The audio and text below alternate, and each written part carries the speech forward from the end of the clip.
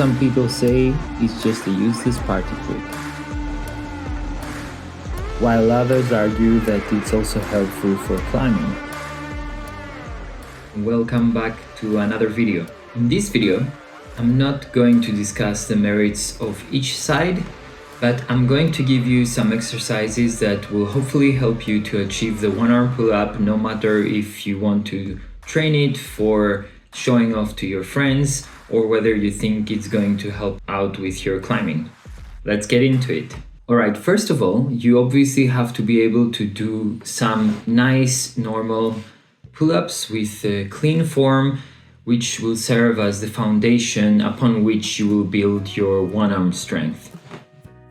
And if you can't do regular pull-ups yet, you can actually adapt the following exercises to a two-arm setup and achieve your first pull-up in that way. When you're able to do a few clean pull-ups in a row, then I think it's a good idea to start adding weight and doing some weighted pull-ups with the help of a belt. And you can obviously add weight progressively to keep the intensity quite high at a rate of perceived exertion of like 8 or 9.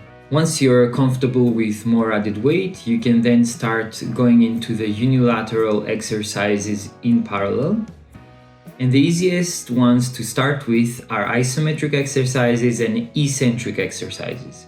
Isometric exercises are the ones where the muscles are activated while they are remaining at a constant length. And these are also known as lock-offs, right? Basically, you get into the top position of the pull-up with the help of both arms, and then you try to stay there without moving at all downwards. You can progress these by increasing the lock-off time or increasing the reps that you do of this exercise. I would say there is no real point in going into durations of more than 10 seconds of lock-off, since you're not trying to train endurance, but rather strength. And you can also try to lock off at different joint angles so that you can build strength throughout the whole range of motion.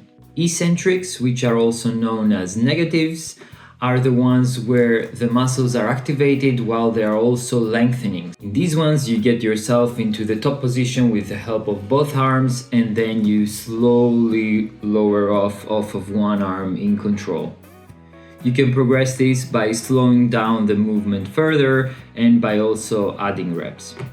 And finally, once you have some experience with isometrics and eccentrics, then you can move on to the concentric exercises where you are actually doing assisted one-arm pull-ups. And for these, I would suggest that you use a pulley system like I'm doing in this video, since you can actually control precisely the weight that you are removing every time, and you can track this to see your progress over time. I would suggest this over using a band, which is dependent on where you grip it or the size of the band that you have available and so on. And you can progress by removing progressively less and less weight, so less assistance, and also by adding reps. Great, and now that we have gone through the main exercises, let's move on to the guidelines that will help you progress to your one-arm pull-up.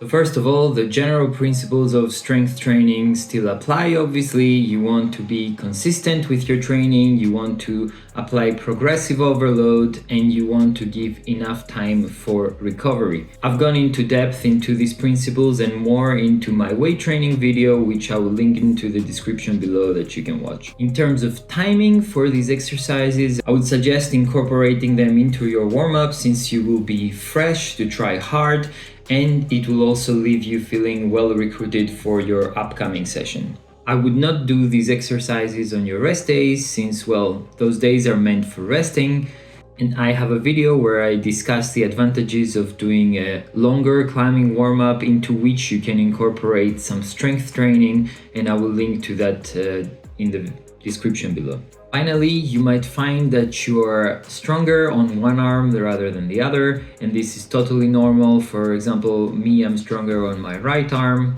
All you have to do is to adapt the training to the strength level of each arm by either having less weight for the weaker arm or doing fewer reps and so on.